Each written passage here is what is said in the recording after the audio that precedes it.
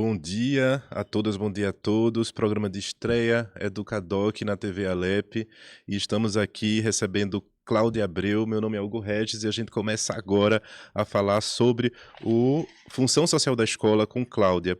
Cláudia, fala um pouquinho da tua trajetória. Você foi gerente da educação da política educacional de jovens, adultos e idosos na Secretaria Estadual de Educação. Onde é que você está hoje?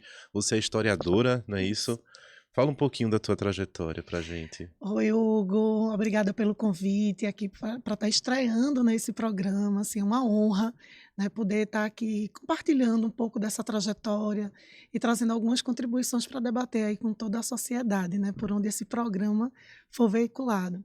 Então, Hugo, né, eu sou professora, né, desde 2002, sou formada em licenciatura em História pela Universidade Federal de Pernambuco e desde a minha primeira experiência em sala de aula, eu fui convidada, né, a trabalhar com a educação de jovens e adultos.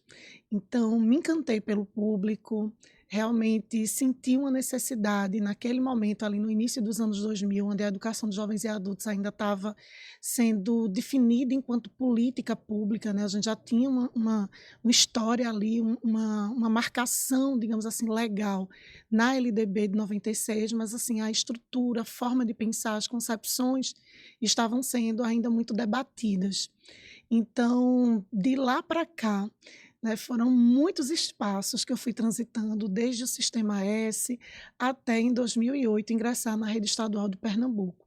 Então, em 2009, eu comecei a trabalhar com um programa de alfabetização que estava sendo criado naquele momento, né, pelo Estado de Pernambuco, que era o programa Paulo Freire, Pernambuco Escolarizado, coordenava a educação de jovens e adultos numa das gerências regionais aqui da região metropolitana e, posteriormente, em 2011, eu fui convidada a assumir a gerência de educação, de políticas educacionais de jovens, adultos e idosos, que permanecia até 2019, onde depois fui convidada a assumir a gerência geral das modalidades, que justamente abarcava as políticas direcionadas à educação de jovens e adultos, à educação escolar indígena e quilombola, e à educação do campo também. E aí, assim, é um público, né, digamos assim, mais da metade praticamente da população educacional, né, do estado de Pernambuco, que eu tive a oportunidade de estar, né, gerenciando e contribuindo também até o ano passado, em 2022. E atualmente, né, foi uma opção também, foi uma escolha, desde 2018, eu venho me profissionalizando também no campo da educação especial, na perspectiva da inclusão, e eu havia tomado a decisão, né, de também contribuir, experienciar, né, o trabalho com a educação especial inclusiva. Então, ano passado, quando eu deixei a Gerência Geral das Modalidades, eu decidi atuar, né, na gerência regional. Atualmente eu estou na GRE Recife Sul, trabalhando na equipe da Educação Especial Inclusiva. Então, isso é um pouquinho aí da minha trajetória, né, enquanto profissional, enquanto pessoa que busca atuar nesse campo realmente de modalidades inclusivas, né? Eu entendo todas essas modalidades como uma dívida social, realmente, do nosso país, da nossa sociedade, do Estado brasileiro, para com esses segmentos sociais que, assim, lutam ainda, né, por uma série de políticas afirmativas, por valorização, por direitos, né, e o reconhecimento das nossas políticas públicas e da sociedade. Bacana, Cláudia, é muito importante você falar sobre isso, porque a gente, essa semana, no Educadoc, uma vez a cada semana, na verdade, a gente vai estar trabalhando com um tema específico. E o tema dessa semana é função social da escola. Então é importante a gente conversar um pouquinho sobre esses segmentos para a gente entender que a escola sim tem função social. E eu queria que a gente começasse justamente pela educação de jovens e adultos e a gente fosse por esses segmentos, né? A primeira pergunta que eu te faço é por que a gente fala a educação de jovens e adultos, né? O pessoal às vezes corrige, é o EJA, não é o EJA, é a EJA. Mas por que a EJA? Qual é a diferença de ser ou não ser modalidade? Bem, Hugo, isso é muito importante, né? Por onde eu transito, eu sempre assim reforcei a importância da gente utilizar realmente a nomenclatura adequadamente. Quando a gente utiliza uma nomenclatura de forma adequada, não é só uma questão aí de modulação, né, verbal, nominal, enfim, mas é uma questão mesmo de posicionamento político, tá?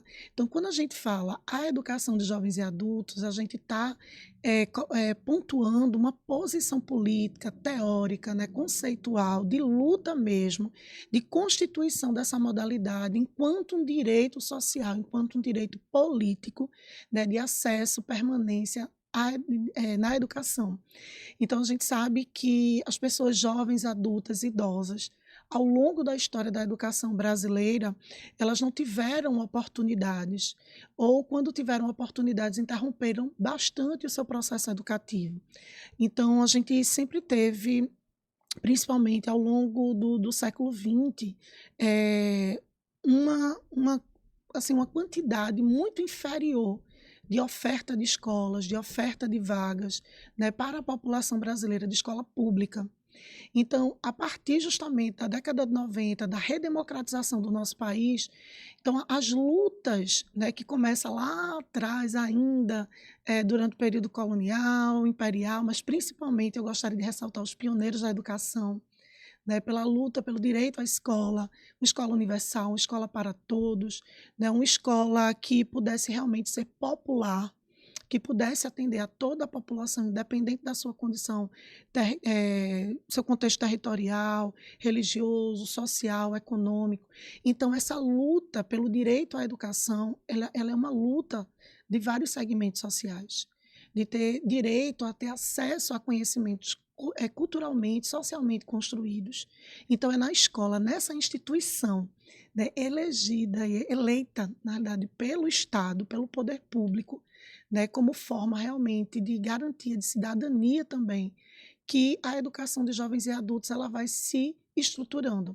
Então, ao longo da história da educação brasileira, a EJA sempre foi tratada através de programas compensatórios.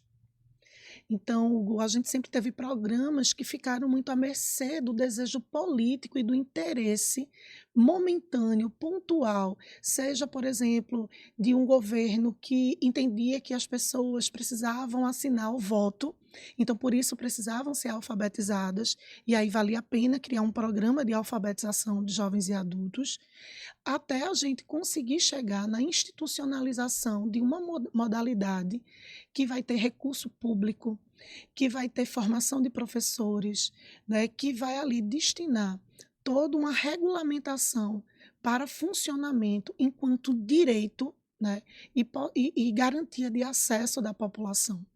Então, é muito importante que a gente sempre use a terminologia adequada, porque quando eu falo o EJA, além de estar cometendo aí uma questão, né, gramatical, né, de discordância aí gramatical, a gente também está rememorando a EJA enquanto um programa. Então, a educação de jovens e adultos hoje ela é uma modalidade da educação básica, com todos os direitos previstos na Constituição, na LDB e em outros dispositivos normativos, mas também uma reivindicação social de várias décadas e que ela precisa ser reconhecida como a modalidade e não como o EJA. Então, eu não sou o professor do EJA, eu não sou o aluno do EJA, o EJA é o programa, então é muito pontual. Ou então algumas pessoas se referem assim, mas eu estou tratando do o ensino. O ensino é apenas uma fração do que representa a educação dos jovens e adultos. A EJA, né, a educação, extrapola inclusive os muros da escola. Então, quando a gente vai para os textos normativos da EJA, para as discussões da educação de jovens e adultos, a gente precisa reconhecer que a EJA é muito mais do que que os estudantes vivenciam na escola, mas ela é também experiências não formais, ela é experiências informais de educação. E isso também é reconhecido legalmente, né, na constituição dessa modalidade e também precisa ser valorizado enquanto política pública, enquanto direito social. Cláudia, e não é só a alfabetização, porque as pessoas pensam que a educação de jovens e adultos é só para vão aprender a ler e escrever, vai além disso. E o que é que você pode falar sobre a importância de ser modalidade nessa continuidade da formação educativa? Isso, Hugo, a gente tem um dos grandes desafios na educação de jovens e adultos, que é justamente a continuidade desse percurso formativo. A gente sabe que, pelos dados do IBGE, por exemplo, do PNAD, a gente ainda tem um percentual aí brasileiro de pelo menos 7 e poucos por cento ainda de uma população analfabeta absoluta, tá? E, por exemplo, o estado de Pernambuco está variando aí entre 11,3% e 11,5%. Então, a gente ainda tem um grande desafio, de fato, com a alfabetização de jovens e adultos no nosso estado e também no nosso país. Mas só atuar no campo da alfabetização, que foi o que programas como Mobral, como campanhas que foram realizadas no século passado tentaram fazer, é muito pouco, porque a gente está numa sociedade hoje que já está num nível de tecnologia, de experiências, de exigências, onde somente estar nessa fase, nesse contexto da alfabetização não é suficiente. Isso é uma situação. A outra é porque qualquer pessoa tem o direito de aprendizagem ao longo da vida. Então, não há idade, não há fase específica para se aprender. A gente costuma dizer que o público da educação de jovens e adultos é aquele que não, conforme está na redação da LDB não, e da Constituição, não teve acesso à idade própria. Eu costumo dizer que não teve condições de acesso na idade considerada adequada, né, para aquele contexto da sociedade, mas que é necessário a gente conseguir criar ações estruturantes de políticas públicas. Esse é o nosso grande desafio, para que esses estudantes eles consigam sair, né, do ciclo da alfabetização e dar continuidade no seu processo formativo, concluindo toda a educação básica e, obviamente, almejando, né, a continuidade desse processo formativo em outros âmbitos, em outros níveis, né, educacionais, que aí ele pode ir para o ensino superior, ele pode fazer especializações técnicas. Então, isso, eu acho que a política pública educacional ela precisa oferecer diversas formas, diversos formatos, ou como o próprio nome da modalidade, diversos modos, né, de oferta de educação para pessoas jovens, adultas e idosas. E a população poder se adequar, ou poder, perdão, se adequar não, poder escolher qual seria essa melhor forma de acesso à educação e de vivência. Então, é muito importante a gente entender também assim, os perfis. A juventude de hoje não é mais a mesma juventude de 20 e 30 anos atrás, né? Então, a gente tem estudos aí de que a EJA está cada vez mais jovens. A gente tem estudos hoje, a partir do IBGE e do PNAD, de que, por exemplo, a população analfabeta é uma população hoje com mais de 40 anos, a população com menos de 40 já viveu esse processo da educação para todos, né, que inicia ali na década de 90 e avança aí pelo século XXI. Então, isso tudo precisa ser enxergado quando a gente vai pensar nos perfis, nos modos de oferta da educação dos jovens e adultos para os mais diversos segmentos. Porque imagina algo, você tem na EJA desde idosos, né, com 60, 70, 80, 90 anos, como a gente tem aqui no estado, uma pessoa de mais de 90 anos matriculada na EJA, estudando numa escola pública estadual, como a gente tem também jovens com 15 anos, porque no ensino fundamental a porta de entrada da EJA é a partir dos 15 anos de idade, você tem essa diversidade, aí você vai ter uma diversidade geracional, né, etária, você vai ter uma diversidade territorial, então eu vou ter a EJA em territórios quilombolas, indígenas, eu vou ter a EJA também para pessoas privadas de liberdade e pessoas cumprindo medida socioeducativa. A gente vai ter a EJA em ambientes urbanos de muita vulnerabilidade. Então, é uma diversidade de situações, de contextos e de perfis também sociais, que isso tudo precisa ser levado em consideração quando a gente vai pensar, né, a oferta da educação dos jovens e adultos para a população. Então, falar sobre a EJA é também falar sobre justiça social. Mas eu te pergunto, por que que a EJA hoje está majoritariamente nas escolas públicas? Ela não poderia estar no serviço privado, por exemplo? E outra pergunta que eu te faço é que hoje a gente percebe o acesso à educação no ensino noturno da educação de jovens e adultos. Por que que ela está também no ensino noturno?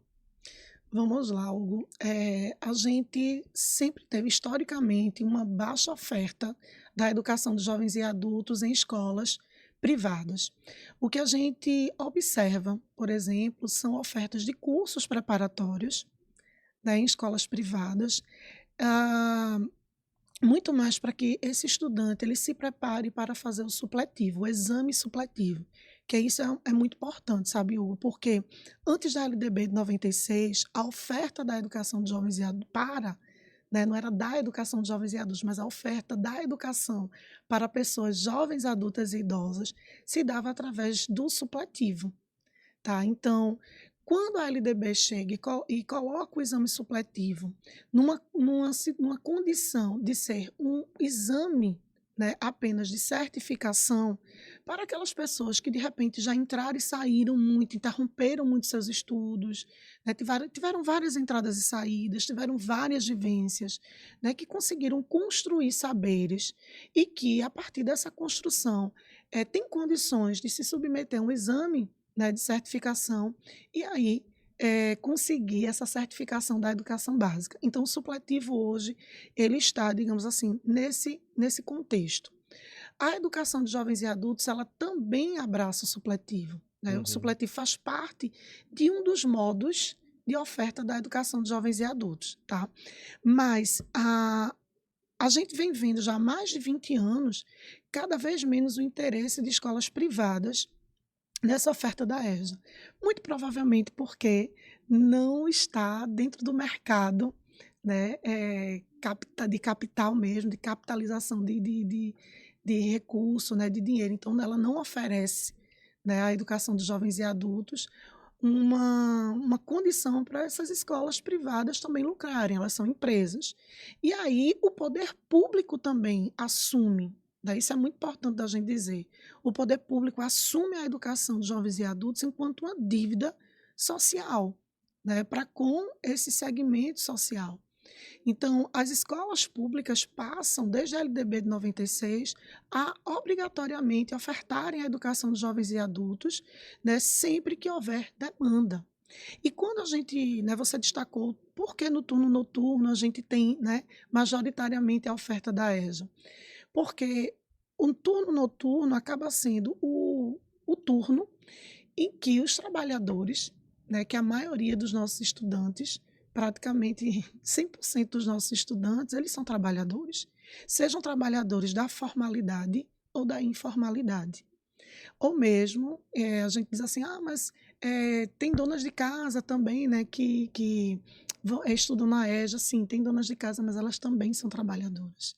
Elas estão trabalhando durante o dia, né, apenas não é um trabalho formalizado. Então, todo esse público da EJA acaba também migrando, né, estudando, optando pelo turno noturno. Mas uma coisa que é muito importante, Hugo, sempre em vários lugares que eu cheguei, sempre eu ouvia também dizer assim, mas a EJA só pode ser oferecida à noite. Não, pela legislação, a EJA não pode só ser oferecida à noite, tá?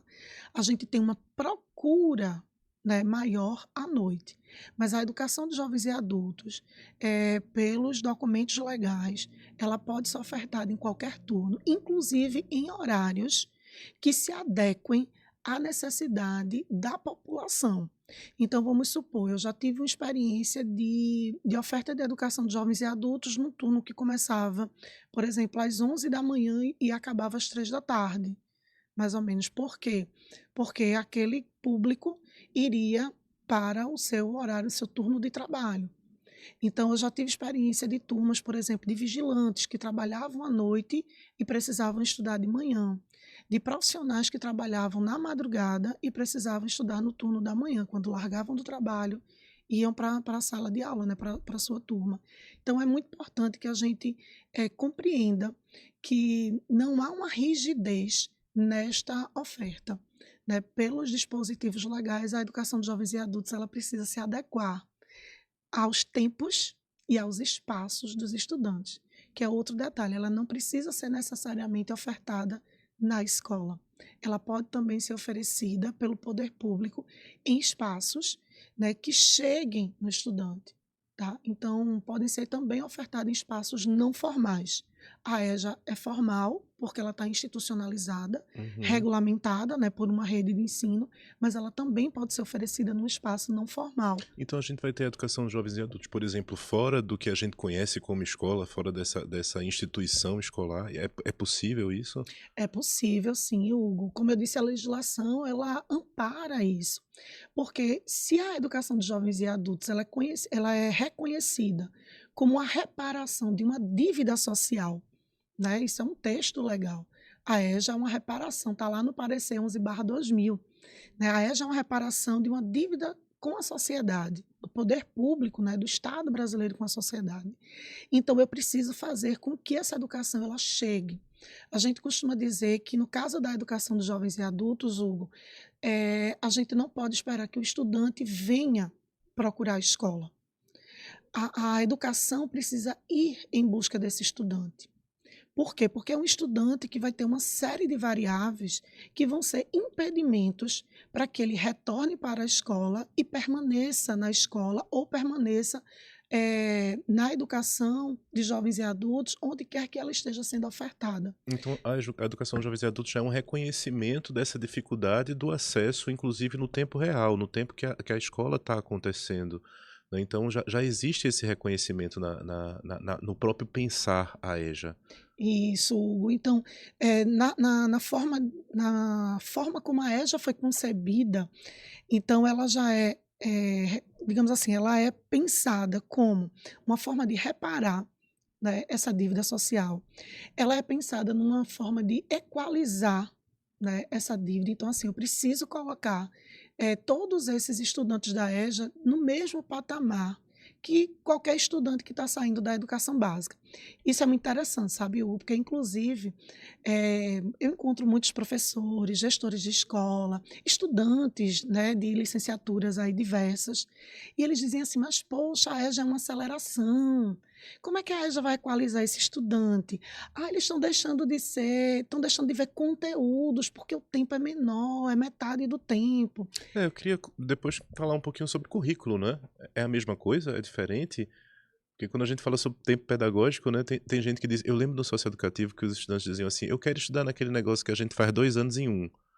Como é que é isso? Mas continua, depois a gente fala um pouquinho sobre currículo, né? Isso é muito interessante, Hugo, porque, inclusive, no início da minha trajetória profissional, eu devia estar lá com os meus 23 anos, eu escutei de uma professora que disse assim para mim, Cláudia, olha, não investe na educação de jovens e adultos. Eu estava iniciando uma especialização em EJA. Ela, para que você vai fazer especialização em EJA? Faça em outra coisa, invista em outro tipo de formação.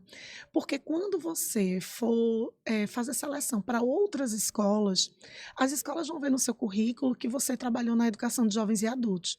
E elas vão achar que você é uma professora muito fraca, porque você não sabe os conteúdos todos. Porque na educação de jovens e adultos a gente não dá os conteúdos todos para os alunos. Então eu escutei, né, esse tipo de comentário, Hugo. E estou aqui há mais de 22 anos atuando na EJA. Então, a educação de jovens e adultos ela é pensada assim, para reconhecer justamente as experiências, as vivências desses estudantes. Não é justo, Hugo, você ter uma pessoa de 30 anos, de 40, de 50, que já trabalha. Por exemplo, eu era professora, eu não tinha um carro ainda, mas eu tinha empresários na minha sala de aula, né? Então, eles diziam, professora, eu estou aqui porque eu quero estudar, porque eu quero concluir a educação básica, porque eu quero meu certificado, eles diziam na época de segundo grau, mas assim, eu já tenho meu negócio, e isso também vai me ajudar, né, a me qualificar mais para poder trabalhar, né, dentro do meu negócio. Então, vejam, a educação de jovens e adultos, ela te proporciona isso. Né? Então, não é justo uma pessoa de 40, 50, 60 anos que já tem uma experiência de vida, que teve acesso, sim, a saberes, né, populares, conhecimentos populares, já teve acesso à matemática, com certeza à língua portuguesa, à história, à geografia, só que não são cientificamente sistematizadas, não Uhum. são saberes escolares. são Uhum. saberes populares. E na educação de jovens e adultos, a gente precisa fazer esses saberes conversarem. Então, não é justo a gente fazer com que um estudante de 60 anos passe 3 anos ou 4 anos no ensino médio, né? Então, a carga horária, o tempo pedagógico, o currículo, ele precisa ser adequado. Não é que ele é reduzido, ele precisa ser adequado para reconhecer as vivências e os saberes construídos dessa população. Perfeito, Cláudia. A gente está chegando no fim do primeiro bloco. Hum, A gente volta a conversar no segundo bloco sobre saberes populares. Eu fiquei interessado nesse termo. Aí a gente volta conversando um pouquinho sobre isso, pode ser? ok, Hugo, Então vamos daqui a lá. pouco a gente retorna.